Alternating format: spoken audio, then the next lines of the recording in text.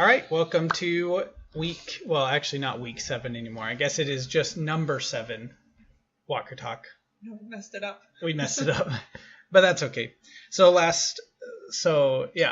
2 weeks ago was the last time we did this. We skipped a week because I was out of town, but we'll talk about that as we go. So today, the very first thing that we're going to jump into is Brooklyn is eating chili while we're recording this. I'm hungry. She's hungry, and we have some stuff to do, so we're gonna get this done. But if you hear chomping, just kidding. You can't hear chomping when you're eating chili, but it would be Brooklyn. So the very first thing though is our fun fact section. Today is our 1 year LA-versary. Our LA-versary. So we've been in Los Angeles for 1 year from today. Yep. I know that because on Instagram, on your stories, it has like memories that it will bring up for you. And 1 year ago today, I posted us driving into LA, like showing the road sign saying LA. So that's how I know. So thank you, Instagram, for that. Yeah. But it's been a great year so far. We're excited for the next part. And it's awesome here. It's hard to leave sometimes, but once you kind of get somewhere and you've got your best friend and your family with you, then you get used to it. You love places. You go everywhere is an adventure, and everywhere's home. Mm-hmm. Right? Mm-hmm. Okay. All right. So we have to go fast because we have a lot of things that happened, and we don't want this to be extra long. So we're just going to jump into it. The reason I was gone last weekend was because it was Branding and Dad's birthday. And so I flew home, and some things that we learned as we mix it into this segment, but was that LAX is much bigger than the Provo airport, and that just a little, and that you really have to be ready for security and know where you're going, or else you will get lost. Not that I got lost. I knew I was going the most of the time, but it was still kind of tight. So, but Provo, it's like you can't not know where you're going. Like there's like one. There's one door into the building. Like you, Anyway, I like Provo though. It was a much better experience personally than LAX. That noise that you might have just heard in the background, that's Brooklyn's water bottle. So if you're eating chili, you also have to drink water because that's how that works. So went to Provo. Flight was good. Jacob came and picked me up because he's a kind soul. And as we were driving away, it had been a little rainy there. And in classic Jacob / probably Matt fashion as well, he drove through a huge puddle as we were driving out of the place, and it like freaked me out. But it was like all over. So that was pretty fun. We went. Jacob took me up to Ogden. Well, we all went up to. Jacob and I went to Ogden and met Mom and Dad, and we went to a Korean place because I promised Mom that I'd take her to a Korean restaurant for Christmas, and I realized that was 6 months ago, so I had to do it now. But it was really good, and the Korean lady was really nice, and the food was delicious. I love Korean barbecue a lot. I guess I could put that in the end, but I love Korean food. And then we went Branding, and it was really fun. Melissa and Blake came up, and Jacob was there, and Dad. And then the Cody Ray, Alex Ray. No, Alex wasn't there. That's my bad. But all of our aunts and uncles were there, and it was just a good time. It was a good time to spend with a lot of people. I really love Branding. One of my neighbors asked.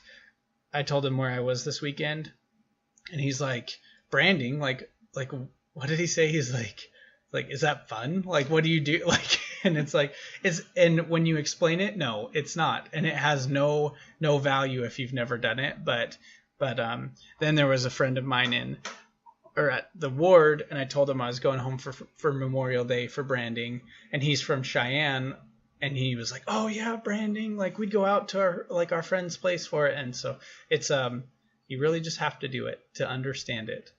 And even then, you might not like it, but you have to understand it. You have to do it. So, but it was really good. Then Sunday we had a birthday party for Dad, and Chantel came up, and it was really fun. And we gave great birthday presents, and Dad was happy. And yeah, and then I came home.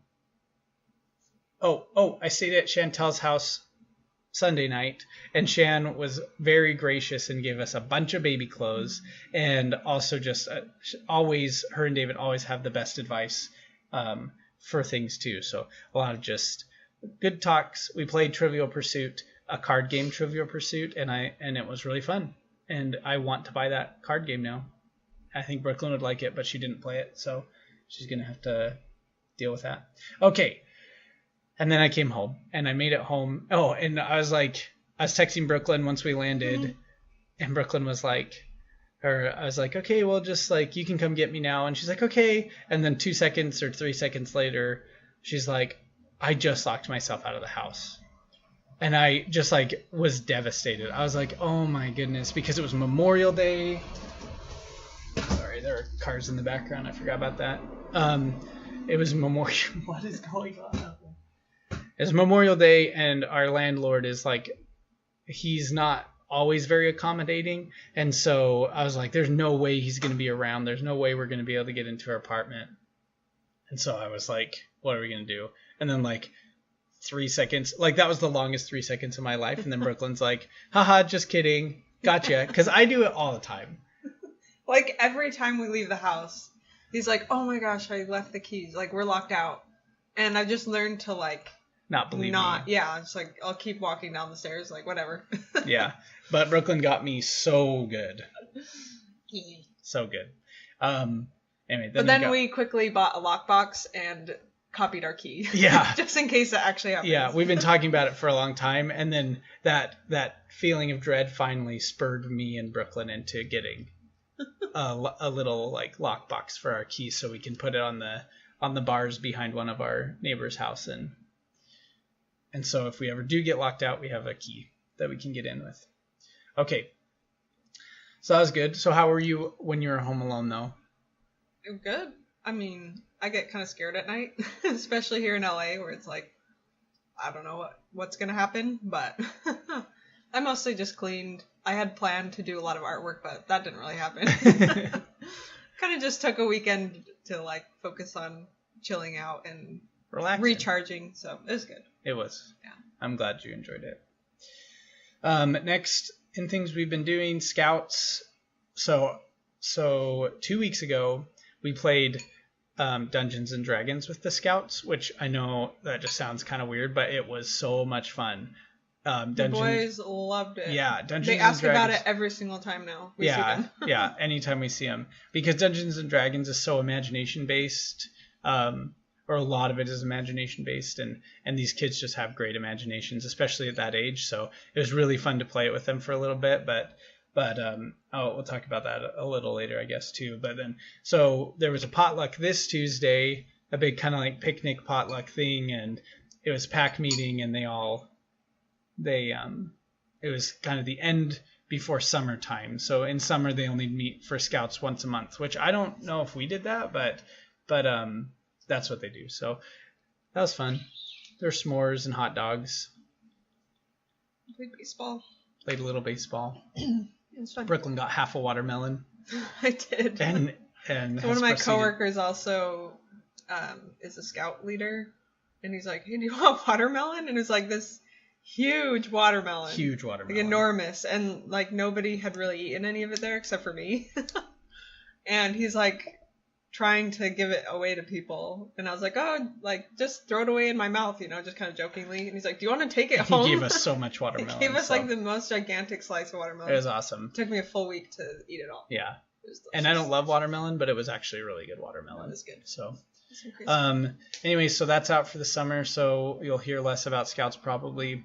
The last thing and things that have kind of happened is Brooklyn's pregnant. Everyone knows that, except our landlord. He didn't know that. And so we got a notice in the mail because we're in a in a rent controlled apartment, so the rent goes up by a certain percentage every year, and our lease is coming up in August, and so we got a thing in the mail that says, you're going to be paying a little bit more on your rent. And it reminded me, and I was like, you know what? It reminded me that we hadn't told our landlord that we were pregnant, and we've been kind of like subtly worried about whether he's going to let us have a baby in this studio apartment, like or legally what legally we're able to. Yeah, or if it's in the lease, and so we read the lease and it didn't really say anything, and it was like, okay, fine, we just need to call him, because we were kind of worried. He is a good guy, but Can be kind of gruff. but sometimes a little gruff, especially if it costs him money and stuff. But so we'd been worried that we've kind of just thought, well, if we just don't say anything, like we'll just have the baby and renew the lease kind of thing.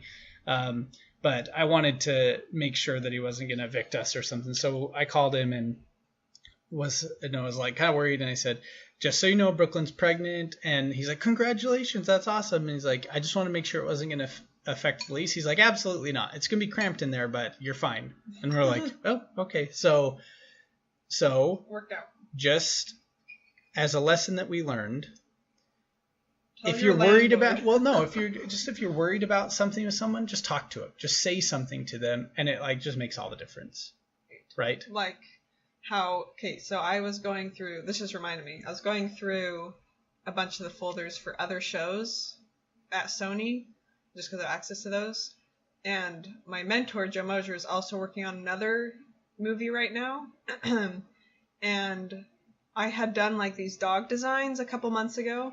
And I went through and saw one of the models so it's a movie about dogs. And it looked exactly like the dogs I designed. And I was like, oh my gosh, he probably thinks I copied this. Yeah, and it had been modeled before I designed the character. So I know that they didn't like copy me. Yeah, obviously. and just to lay some groundwork, her boss or her mentor has kind of complained about certain other people that he's worked with ripping off his artwork, like, because he's really really good, and some people it happens frequently where people will actually blatantly rip off some of the stuff that he's done. And so Brooklyn, I'm always worried about that. Is always worried like, about I don't it. So want she him sees to these think, dogs that look just like her dogs. Yeah, and I was like, oh my gosh, like he thinks that I just totally plagiarized this and has just sort of like kept that grudge a little bit. And how long have you worried about that? Like seriously, 3 weeks. I was worried about it. And finally, a couple days ago at our last meeting, I was like, hey, just so you know, like I saw this in the folder. I'd never seen this model before, or this design. And he's like, oh, don't worry about it. I probably was the one that gave you the notes that made it look similar, because we did it around the same time. And so it was like the same breed of dog and everything. And so how much did he care? He didn't care at all. I was so worried and was afraid that he thought I was plagiarizing him and that he couldn't trust me. Moral of these stories is if you need to work something out, just work it out. That's it. Okay.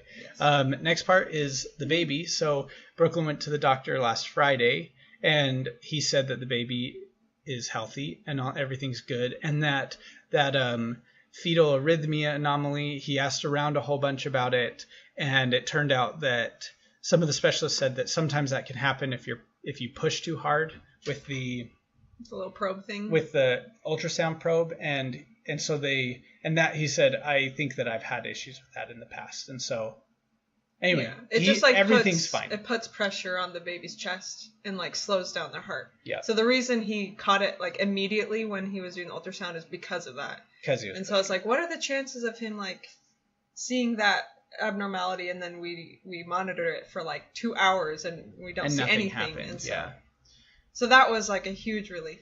Yeah, seriously. And so baby is good and healthy and still on track for everything. Like 14 centimeters long? 14 inches. Is that what it said? Well, that's what it said in like the baby long. app. I think that's long. That is long. That's too long, isn't it? 14 it said inches. It's like that's 2 pounds. That's 2 inches. Like your whole body. And 14 inches. My whole body. I don't know we don't know if it's right. Oh, maybe if you stretched them out end to end. Yes. Put them on a little stretcher. Just kidding. Like if their arms are. I don't know. But so baby's good, and Shan gave us a bunch of baby clothes, and so we're just happy and getting ready for it. Our friends in the ward, Caitlin and Michael Applegarth, they just gave us this little rocker thing too, and they've given us some stuff in the they're past really as well. nice. They've been really good about it. So, all right, so we're gonna run through our opinion segments, and we gotta go fast because we're getting close to the people's Limit of what they can listen to. Yeah, exactly. Okay, so we went to an ASIFA screening of Secret Life of Pets 2 yesterday, and it was good. It was not that good. It was not that good. So I didn't really love No, it. well, Matt thought it was okay. it had one of the funniest animated sequences of my life. I laughed for almost a minute straight, and it was funny. I would say objectively funny, but I don't think Brooklyn. Which is funny because I was like, okay, and then I looked over at Matt and he was like I was shaking with it was so laughter. Funny. I was like, what? It's good for kids if you like Secret Life of Pets. The first one, it's fine. Like the story wise, I felt like it was very weak. Yeah, it just was. But like animation and plots. stuff, it was pretty fun, and so we'd say probably a 6 out of 10. Yeah, not super great, but that's not generous. It's a 6 out of 10. The other thing, we went and ate at La Dijonnaise Cafe, which is this little French cafe that's close to us. Melissa and I have actually eaten there before, but Brooklyn had never been, so we went there. And what did you think about it? It was pretty good. Mm-hmm. Yeah. It was alright. Yeah. No, it was good, like cafe food. It was like pretty good cafe food. I really, really like their sweet potato fries, and then I get this sandwich that has like lamb sausage on it, and it's pretty good. Yeah, that was good. Yeah, but it's kind of like just a cute cafe. small place. Okay, next things. Oh, we would go to La Dijonnaise again. It's close enough and it's tasty enough that we would go there again. Yeah. Dungeons and Dragons is the next thing on the list. I really like Dungeons and Dragons. If anyone ever has an opportunity to play with people that they're close to and that wouldn't feel kind of embarrassed with, or if anyone's like, you know what, I've never done it, let's do it at this Christmas time, let me know, because we could totally play at Christmas time too. But it's just really, it's a fun thing to do. It really stretches your imagination. It's not as complex as some people think, and it's not as nerdy as some people think. That is true. I will say something about that, because when I first played it, I was like, oh my gosh, this is going to be like so dorky. Yeah. And dumb. It's actually and how really, much fun did you really have? Fun. It is fun. It is actually pretty fun. It's really fun to play with people that you're close to. So yeah. Maybe we could break it out at Christmas time this year or something. And just so everyone knows, basically the premise is that you create a character on like a piece of paper and you write down the things they have, their inventory, their health, and their stats, and you go through these adventures and you roll dice to decide whether or not you're successful at swinging your sword and hitting a goblin, or if you're successful at persuading somebody to believe you, and things like that, just based on some of the statistics. It's really fun and it's really imaginative. I like it a lot. Okay, next is the TV show Bob's Burgers. We've been watching it for the last year, probably, at least. Yeah. It's been a while. And just kind of going through it slowly. Mm-hmm. It is very funny. We put it like a 10 of 10. We really, really like it. But here are the disclaimers. May not be everybody's cup of tea. It is. Not everyone can get into it. Yeah, not even. Yeah, it definitely has. I mean, it's PG-13, TV-14. Right, and it's kind of that way. And but so, it's kind of funny. But we think it's funny. It's like The Office. It's quirky. It's like The Office, yeah. So, I mean, I wouldn't say it's like The Office, like as far as content-wise goes. But if you're thinking about did I say just content-wise? Yes. Yeah, it's like, so it's not like the same as that. Comedies, but like the comedy's similar. Yeah. So. A little edgy. A little, sometimes edgy. We think it's very funny. It's good, like family values. Yeah, I like it. Well, there's a lot of they're a good family that loves each other in the end. So, the last thing that we have in our opinion is making bread. So there's a King Arthur bread flour sandwich bread recipe that is online that I'll link in the description of the video or something. But we really like it. It's interesting because growing up with Dad making homemade bread, it's whole wheat, honey wheat bread kind of thing, and it's like just really good to eat, just like especially fresh, and then later as toast and stuff like this. This bread is a sandwich bread, and so it's a lot less dull as far as the flavor goes, but it holds together really well, and it's really tasty. Super tasty bread. Mm-hmm. We would suggest not making it with all-purpose flour because we did do that. Just to see what it was like. Because it was just to see what it was like, and it was not good. Yeah, it was like crumbling apart. It was too crumbly. Like the bread flour has a lot of like gluten in it, and it's like a really good unbleached flour, and so it like sticks together really well. As a matter of fact, we have a loaf of bread rising right now. So. But we didn't have milk, so we tried. Oh yeah. Substituting it for water. We may sugar. come back. We may come back on this. We are experimenting with it, so maybe next week we'll explain how not to make bread again. Anyway, that's it. Anything else? Nope. Not at all? I don't think so. Okay. Well, it's beautiful outside, and it's getting summertime. We're excited for it. Yep. And that's all. We love everybody. See ya.